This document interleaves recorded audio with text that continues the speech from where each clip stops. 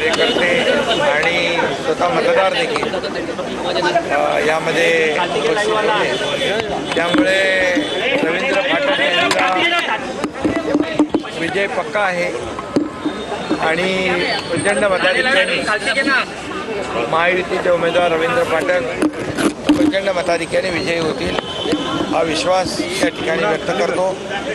कारण आपण पाहिलं तर या मतदारसंघामध्ये महायुतीचं प्राबल्य आहे, महायुतीचं मेजॉरिटी आहे आणि त्यामुळे ही निवडणूक जी आहे ही महायुती प्रचंड मताधिक्याने जिंकेल। पूर्वी या ठिकाणी महाविकास आघाडी देखील फॉर्म भरलेले आहे, काय वाटतं किती त्यांचं आव्हान असेल?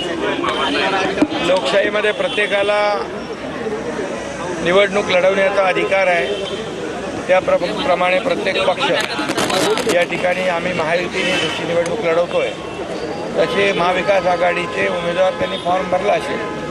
परंतु मी आपल्याला सांगतो फक्त ठाणे पालघरच नाही तर महाराष्ट्रामध्ये ज्या 17 जागा आहेत त्या 17च्या 17 जागांमध्ये महायुतीचं प्राबल्य आहे, महायुती विजयी होईल। सर, काही ठिकाणी शिवसेनेकडून रायगड असेल, छत्रपती संभाजीनगर असेल, त्या ठिकाणी शिवसेनेकडून महायुतीच्या उमेदवाराच्या समोर आपण देखील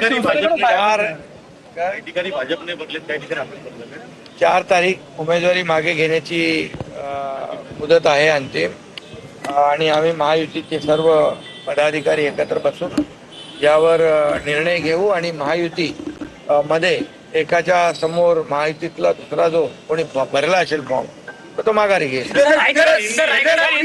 एकत्र येऊ असं अंबादास दानवे म्हणतात, काय वाटतंय? अंबादास दानवे म्हणालेले आहेत दोन्ही शिवसेना भविष्यात एकत्र यायला पाहिजे।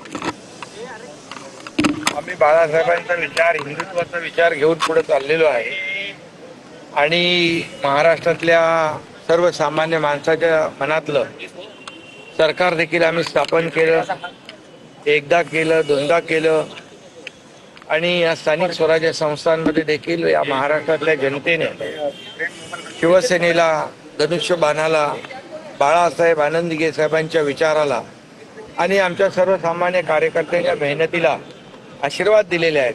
त्यामुळे आमची घोडदौड विजयी अशीच पुढे चालू आहे।